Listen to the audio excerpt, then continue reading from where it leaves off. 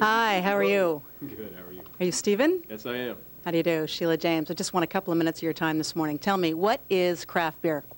What is craft beer? Craft beer is beer made by local Ontario breweries using all natural ingredients and 100% made by local boys. You got me off guard here. No coffee, so. All right, well, tell me, why should anyone drink this stuff? Why? Because you're supporting local economies. You're also making something that is handcrafted, so it's a little different than what you get by the big breweries. And it's something made with a lot of love. Really, Okay. a lot of love.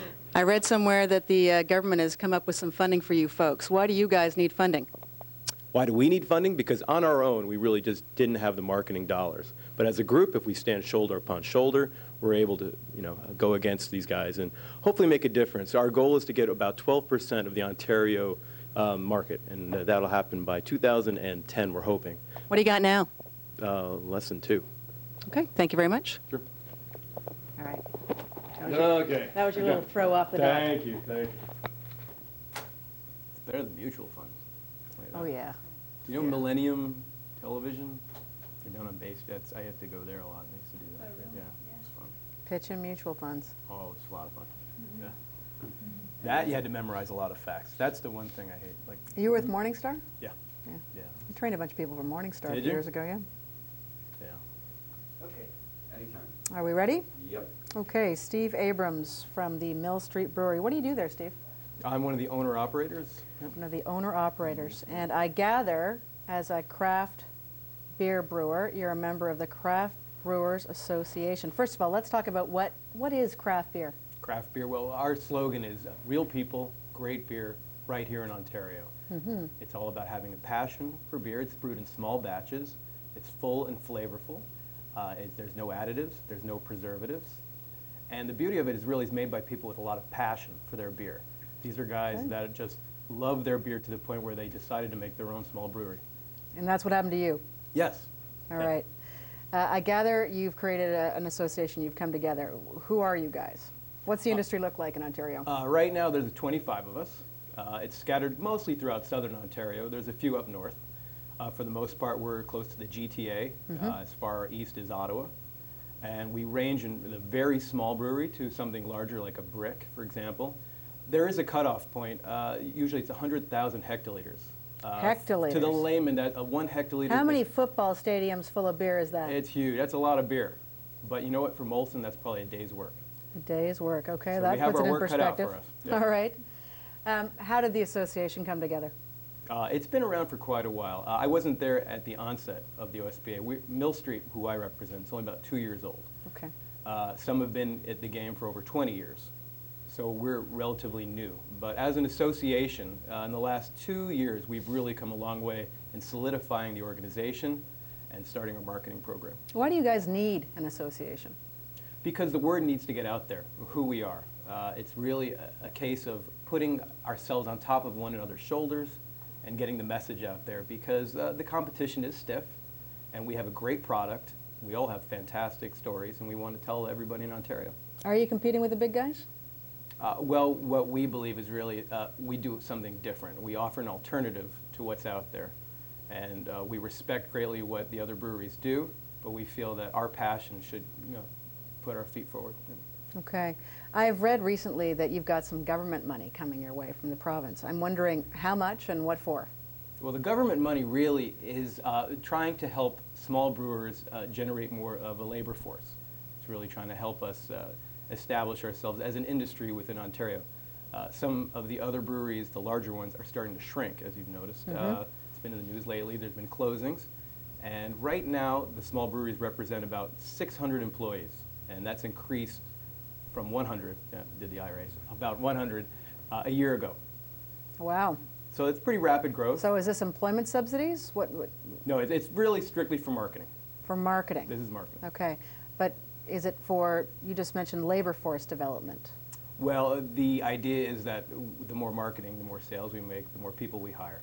And this Okay. goes down from the guys delivering the beer, on the bottling line, this is everybody. All right, I think I understand that chain. I'm just wondering, does it really make sense for the government to be paying to, with our tax dollars, paying you guys to market beer to people? Well, if you think about the fact that we pay a lot of taxes already in this province, we're really giving back to the government a lot of the money that we're getting. So it all goes around. Okay. Where can I get your beer? Currently, the majority of OCB members are available in the liquor store and the beer store. In fact, I've been in both. You guys don't seem to be very prominently marketed in those areas. Now, I can understand from the beer store's perspective. I mean, it's the big beer companies, they own the place, right? Yeah, you have to pay to play in the beer store. Okay. It's a harder slog in the beer store. With the LCBO, we do have the backing and support of the LCBO, and you'll be seeing more Ontario craft brew signage in more of the prominent stores. Like You want to get Summerhill. beer in corner stores? Absolutely. Yeah. Yeah. You working on that actively? Yes. I mean, individually, we've always been working on it. As a group, if that helps with strength in numbers, absolutely. Yeah. Do you think Ontario's ready for that? Oh, yeah, absolutely. All right. Yeah. Okay. So do a little marketing to me. What happens when I visit a craft brewery? Why should I visit a craft brewery? Well, the majority of craft breweries, small breweries in Ontario, have a great story. And you can go there, it's a whole experience. You're going there to watch the process. In the past 2 years, we've been allowed to open restaurants. They're called Tide Houses. So now you Right. can enjoy the beer along with some food, and usually they have some very high quality food. For example, down at the Distillery District, Mill Street Brewery's there, where we are, and we have a number of restaurants, galleries. So it's a whole experience. And that's what I'd say a lot of what you're getting when you go to a small brewery is. It's the experience. So they say that, you know, watching the way sausages gets made would put you off your sausages. What about watching beer get made? Well, there's certain experiences, it's probably not to everyone's taste. The smells involved in beer, sometimes people love it or they hate it. But, you know, the final product is what counts. When you go to that tasting bar and you have a sample of the beer, it's worth it. You're an urban brewery. Can I go out of town? Are there weekend day trips that I should be looking at? Absolutely. Church Key in Campbellford is a great example, and they've converted a church. It's a fantastic place architecturally. Church to beer. That's interesting. Yeah, exactly. Other examples would be Hockley Valley, in the beautiful Hockley Valley. Right. Robert Simpson Brewery in Barrie. These are all places where people have spent a lot of money to create little cathedrals to beer. So you can watch the experience, people making beer, and it's a beautiful thing. Worshiping beer. Yeah, we're Okay. getting religious now. Yeah. How many visitors do you get each year? Oh, the Mill Street's a pretty odd example because we're right in downtown. We probably average about 50,000. And how many folks across the province? Across the province, I'd say last year we did about 250,000 people. Okay. How does that compare, say, to the wine industry in Ontario? Well, the Niagara region, I'm not familiar right now with the numbers are with the Wine Council, so I can't comment on that, but I would estimate since it's on the border, they probably get close to 1 million people. Okay, interesting. How many brewers can you visit in one day if you really put your mind to it? Well, this is where our new website comes in handy, the OntarioCraftBrewers.com. And they'll have a handy resource map. So if you are planning a day trip, you can plan going from Toronto to any number of breweries. You could hit up to 5 in one day. Right. Then you could go to the Ottawa region, and there are more breweries there as well. So. Okay. Have you then partnered with other tourist destinations like the Wine Council wineries, obviously in the Niagara region have the Shaw Festival. Do you have other flagship events that you associate with? Some flagship events would be the Distillery Jazz Festival. That's the closest one for this May 2-4 weekend, sponsored by Steam Whistle and Mill Street Brewery. The big one is the St. Lawrence Craft Beer Festival. That's happening June 10th.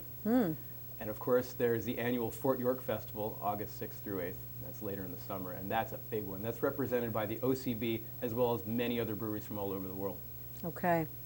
What are the tasting protocols that you've got? What about the whole drinking and driving issue? How do you get around that? Well, by law, we're allowed to give 4-ounce samples, but Okay. we recommend that people either have a bus transport, if they go in groups. We get a lot of tour groups, actually, so someone's driving them, but we don't recommend sitting down and having more than 1 or 2 glasses in a day. In fact, you police that, obviously. Oh, by law, we have to, very, Okay. very strictly. All right.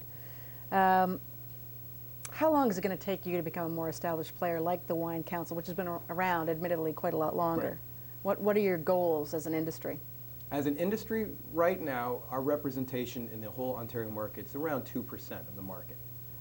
So we expect to grow. In 2014, we estimate to be about 12% of the market. That's our goal. Does retail. that necessitate a pretty significant collapse of the big breweries in this country? Well, don't forget there's the big breweries, but there's also a lot of competition from out of the country, which is now more and more owning some of the local larger breweries as well. The European counterparts are coming in full tilt with lots of marketing dollars, so we need to counter, and that's part of our goal, is really to come back and get a piece of that market share. Okay. I gather you folks are putting out a new product soon. Is this going to be an award-winning beer?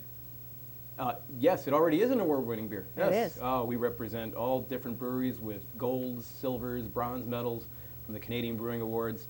The 2004 awards will be announced in 2 weeks, and we expect to pick up about 80%, as we did last year, of all the brewing awards. Wow, Yeah. okay. Finally, I understand that you're an American, and as a Canadian and as a beer lover, I'm really wondering what an American could know about brewing good beer.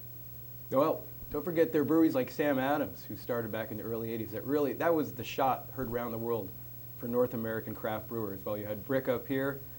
As a kid in university, my first exposure to craft beer was Sam Adams, and that really changed the way I thought about beer. Before that, in the States, you had Budweiser and Coors, and the same goes for up here. You had larger breweries with very little alternatives, and I think both cultures grew simultaneously. And obviously, in a country of 30 million people, you had different options. In the States, you had lots of little microbreweries that came and went, and it was an exciting time in the 80s. And now we're seeing a maturity in the market, and I think right now is a perfect time. So you're telling me Americans do know what good beer is? Sure, yeah. Okay. But they also give awards to Canadians a lot. They do. You know, they have a lot of respect. Okay, thank you very much. Thank you.